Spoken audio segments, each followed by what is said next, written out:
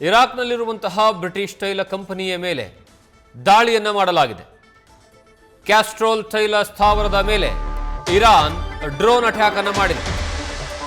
British motor oil ಕಂಪನಿಯ ಮೇಲೆ Iran ದಾಳಿಯನ್ನು ಮಾಡಿದ್ದು, ದಾಳಿಯ ಪರಿಣಾಮ ಧಗಧಗಿಸಿಬಿಟ್ಟಿದೆ ಎರ್ಬಿಲ್ನಲ್ಲಿರುವಂತಹ ಕ್ಯಾಸ್ಟ್ರೋಲ್ ತೈಲ ಸ್ಥಾವರ. ಇರಾನ್ ದಾಳಿಗೆ ಮುಗಿಲೆತ್ತರಕ್ಕೆ ಆವರಿಸಿರುವಂತಹ ಬೆಂಕಿಯ ಜ್ವಾಲೆ ಜೊತೆಗೆ ಅತಿದೊಡ್ಡ ಪ್ರಮಾಣದಲ್ಲಿ ಹೊಗೆ ಆವರಿಸಿದೆ.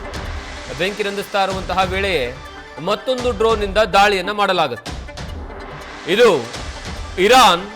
ಇರಾಕ್ ಮೇಲೆ ಮಾಡಿರುವಂತಹ ದಾಳಿಯ ಪರಿಣಾಮ.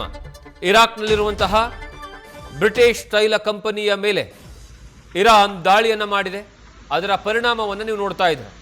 ಯಾವ ರೀತಿಯಾಗಿ ಬೆಂಕಿಯ ಕೆನ್ನಾಲಿಗೆಗೆ ಇಡೀ ಆ ಪ್ರದೇಶ ಹೊತ್ತಿ ಉರಿತಾ ಇದೆ ಅಂತ.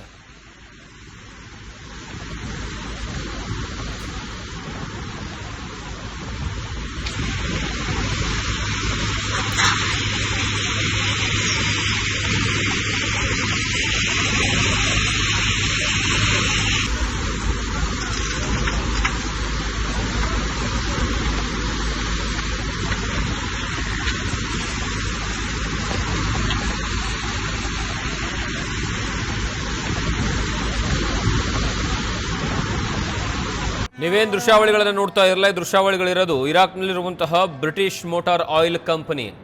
ಆ ಆಯಿಲ್ ಕಂಪನಿಯ ಮೇಲೆ ಇರಾನ್ ಮಾಡಿರುವಂತಹ ದಾಳಿಯ ಪರಿಣಾಮವಾಗಿ ಕ್ಯಾಸ್ಟ್ರೋಲ್ ತೈಲ ಸ್ಥಾವರ ಪೂರ್ತಿಯಾಗಿ ಹೊತ್ತಿ ಉರಿತಾ ಇದೆ. ಮೊದಲು ಒಂದು ಡ್ರೋನ್ ಮೂಲಕವಾಗಿ ಅಟ್ಯಾಕನ್ನು ಮಾಡಲಾಗುತ್ತೆ. ಮೊದಲ ಡ್ರೋನ್ ಅಟ್ಯಾಕ್ನಲ್ಲೇ ಇಡೀ ಆ ತೈಲ ಸ್ಥಾವರ ಏನಿದೆ ಸಂಪೂರ್ಣವಾಗಿ ಸುಟ್ಟು ಭಸ್ಮ ಆಗುವಂತಹ ರೀತಿಯಲ್ಲಿ ಆ ಬೆಂಕಿಯ ಕೆನ್ನಾಲಿಗೆ ಇಡೀ ಆ ಘಟಕವನ್ನು ಆವರಿಸಿಕೊಳ್ಳುತ್ತೆ. ಅದನ್ನು ನಂದಿಸುವಂತಹ ಕೆಲಸಕ್ಕೆ ಸ್ವಲ್ಪ ಜನ ಬರ್ತಾರೆ. ಆದರೆ ಯಾವಾಗ ನಂದಿಸಬೇಕು ಅಂತ ಬಂದಂತಹ ಸಂದರ್ಭದಲ್ಲಿ ಮತ್ತೊಂದು ಬಾರಿ ಅದೇ ಟೈಮಲ್ಲಿ ಮಿಸೈಲ್ ಅಟ್ಯಾಕ್ ಆಗುತ್ತೆ.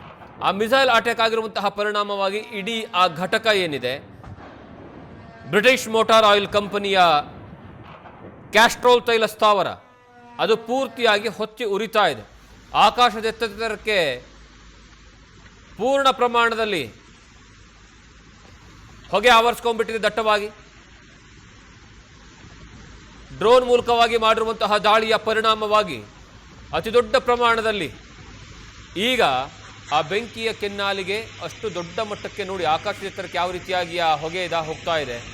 ಅಂದರೆ ಆ ಇಡೀ ತೈಲ ಘಟಕ ಏನಿದೆ ಕ್ಯಾಸ್ಟ್ರೋಲ್ ತೈಲ ಘಟಕ ಅದು ಪೂರ್ತಿಯಾಗಿ ಅಲ್ಲಿರುವಂತಹ ತೈಲವು ಸುಟ್ಟು ಭಸ್ಮ ಆಗ್ತಾ ಇರುವಂತಹ ದೃಶ್ಯಾವಳಿಗಳನ್ನು ನೋಡ್ತಾ ಇದ್ದಾರೆ. ಮತ್ತೊಂದು ಕಡೆಗೆ ಈಗಾಗಲೇ ಒಂದು ದಾಳಿ ಆದಂತಹ ಸಂದರ್ಭದಲ್ಲಿ ಬೆಂಕಿಯ ಕೆನ್ನಾಲಿಗೆ ಹತ್ಕೊಂಡಿರುತ್ತೆ. ಅದಾದಮೇಲೆ ಮತ್ತೊಂದು ಡ್ರೋನ್ ಬೀಳ್ತಾ ಇರುವಂತಹ ದೃಶ್ಯಾವಳಿಗಳನ್ನು ಸಹ ನೀವು ನೋಡ್ತಾ ಇದ್ದೀರಾ. ನ್ಯೂಸ್ ಫಸ್ಟ್ ನಿರ್ಭೀತಿಯಿಂದ ನಿಮ್ಮ ಪರವಾಗಿ.